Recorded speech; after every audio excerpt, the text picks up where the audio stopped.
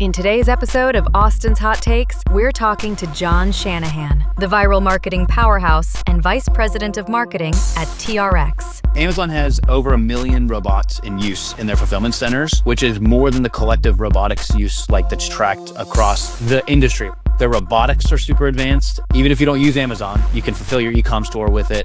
Join us on why scale, automation, and Amazon fulfillment are changing the rules and who's about to get left behind. Okay, everybody, another Hot Takes today with Jon Shanahan, who is I love a little hyperbole, but I really mean this, an elite marketer, and hands-on content creator. He has videos that have had, I always get the numbers wrong. It's like hundreds of millions of views. Is that right or no? Hundreds of millions collectively, but yeah, the biggest one was 25 million. And there's a reason, they used to always have the mustache, but this video might not do well because the data shows the mustache tries a lot of views. Oh yeah, I've never seen you without one.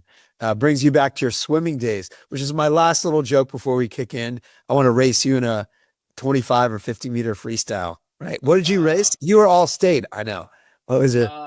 I was actually, backstroke was my stroke. I could really rim a backstroke, but I got a lot of vertigo, so I could only do it at 100 meters. And then got it. All right. We'll still race in the 25 or 50 meter, maybe post a video on it. All right. Yeah.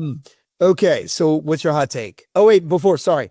Can you just give a background what you're doing now? Just so that the audience has context. Yeah, so all the video views were for my last company, Strix. I co-founded a men's makeup company. We were on Shark Tank, Target, CBS, all across the nation.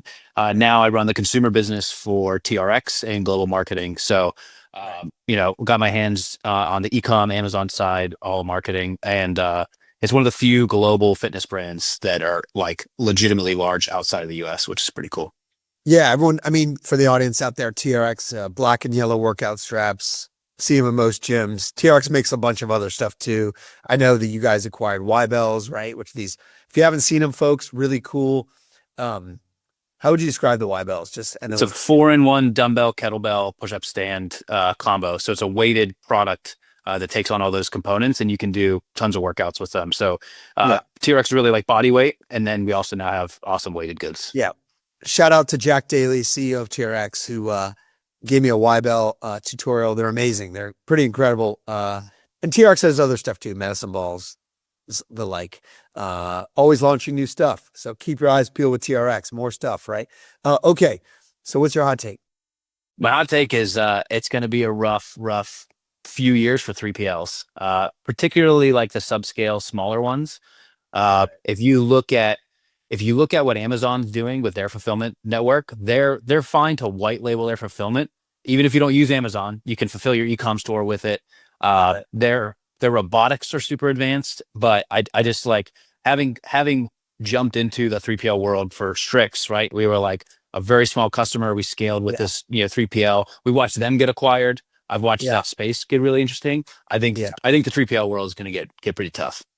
So TRX was using one of these mid-tier, assuming 3PLs? No, TRX actually was using like their own home rolled fulfillment shop, like their own warehouses, their own staff, everything. Yeah, and that was a big piece of what Jack really wanted to professionalize with the acquisition was, there was this warehouse that was really fully staffed and self-managed by TRX, moved into Maersk. So Maersk is now our full supply chain like fulfillment partner.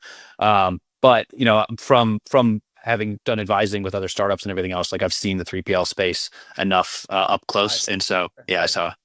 Yeah. It's the way, I guess you off camera, you mentioned about something around, I don't know where you got that stat about Amazon's robotics versus the rest of the folks. Where did you get that? Oh yeah. Amazon has over 1 million robots in use in their fulfillment centers, which is more than the collective robotics use that's tracked across like the industry. We're not talking about like 3PL and logistics. It's like they have deployed more robots as a single company than most of the other companies in the US, which is insane.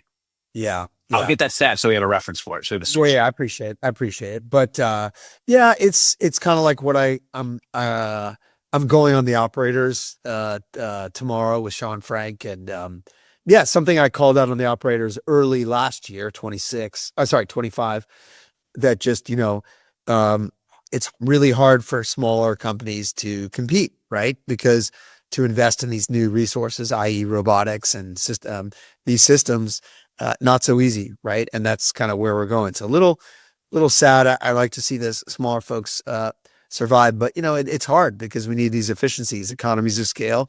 You're shipping, you need the lowest costs, highest speed, right? That's it. So Yeah. that's what we see happening. That's a great hot take, John. Anything else? Parting hot take. How about something around creative? Because you're a video creator. Because you've been so successful creating your own viral videos. Have you seen anything change as a parting, like today versus when you've done it? Yeah, actually, funny timing. We launched our New Year's campaign, which is like "This is a Gym" is the main title, and the pitch, the like main character of that is an AI character that we have refined over the past couple of months, and people so far have been like, "Who is that guy?" Like they haven't caught Really? an AI. Yeah. So I did see Sean also mention that 2026 is gonna be the year that like AI is indistinguishable and from video, and I fully agree. Like my career before Strix was running a YouTube channel full time, so I was like in it as a creator influencer, and I it's like my spidey senses feel really good in retrospect because I knew that was like a tough path going forward. The creator space is also, I mean, talk about three PLs. I think it's gonna be a struggle. The creator space is gonna get decimated in some ways. It's gonna be a tough one for that. That might have been the hotter take actually. I know, right? The creators this. Your hottest Oh, take man. was right at the end there. Speaking as a creator yourself, right? Like you've had hundreds of millions of views yourself as a creator. To say that, I mean, for someone else to say it is one thing, but you're someone who's actually made content, right? Yeah, because I've been on that side, but now I'm also on the side of like sourcing creators and like trying to work with them and like and utilize them. And we have a huge hurdle at TRX because there's a lot of education about the product, and it's like I can't just send somebody a concealer and say put it on your face, right? But having now been on both sides, it's a very interesting space that is going to get real rocked. Wow. That was hot. I think that was a hotter take because I think the 3PL thing is kind of, I don't want to say obvious because it's not obvious, but because not everyone is living in the 3PL world day to day. And also, people understand AI is coming, but I think what people don't understand is that AI is that good, right? Yeah. For something like your application where it's like complex, right? It's instructional, right? It's not just like a hypothetical video about someone walking down the street. They've got to use TRX, engage with it. So I think that is a hot take, that you could take a complex product, get an AI lead character, and generate instructional video that's like indiscernible from reality, which people would say is coming, but it's here. The advantage that a AI creator will have over a traditional creator is kind of obvious, of course, but is the ability to like post more content frequently, right? Because I know a creator that's very successful and her biggest challenge is like always posting all the time, right? And it's like a lot of work, a lot of editing. It's tricky, right? But if you're leveraging an AI creator, it's like, you don't have to worry about that. You can iterate faster. You don't have to schedule shoot time. You know what I mean? It's like, you could just iterate faster. So even if the quality's lower, you can push out content faster with more variance. Does that make sense? Yeah, and it does take, I mean, I made 3,000 TikToks in like 2.5 years. I mean, I was like in front of the camera a lot and it's draining, but I can see looking back now, if I had the tools of today, I could have said like, here's the structure of what I want to say and do, and now like create these iterations, even if it was me still in front of the camera. And that's actually what we did with we call him the gym scientist with the AI character for the new campaign. I was able to design that around the restrictions of AI. So we have real models, but he like referenced it. The AI kind of references the person in the real thing because you cannot get an AI to generate the straps correctly. So the way around that was like, okay, so we have real models on the straps that can demonstrate and show it, but we have this guy that can explain it. And then kind of like the way we have it set up is he's like on a screen. So he's like, oh yeah, like this is a gym. This is how you do this. So we were able to kind of like come around some of the restrictions on that. And yeah, but as a solo creator, the AI tools today would be transformative.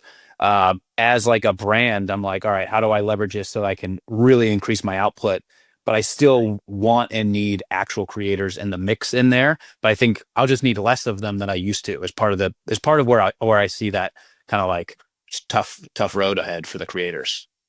I see. So, right. So we're not saying, maybe the addendum to it is there will be creators, but they'll be supplemented by a lot of AI-based tools. And they can also, you can iterate on their content, right? So creators, yeah. So it's a mixed bag, I guess, right? It's like they're not completely wiped out, but if they can leverage tools, they can maybe pump out more content, right? Like if it was you starting over right now, you'd make some yourself, you'd shoot it, you'd iterate, you'd create versions of yourself, right? Yeah. As opposed to like just replace yourself. Yeah. Yeah. It's like AI won't really take your job, but somebody who uses AI will take your job. Yeah. That's just how everything's going to be. And I feel that way as a marketer. It's like, I have to adopt these tools because somebody else is going to come in that can do a lot more with AI tools. So then I better be the one that gets the AI tools. There you go. Well, that's a mic drop right there. Well, Jon, thanks for being here. Always great to see you. Talk soon. Good to see you. Thanks. If you enjoyed this podcast and want more marketing hot takes, don't forget to like, subscribe, and hit the bell icon to avoid missing any future videos.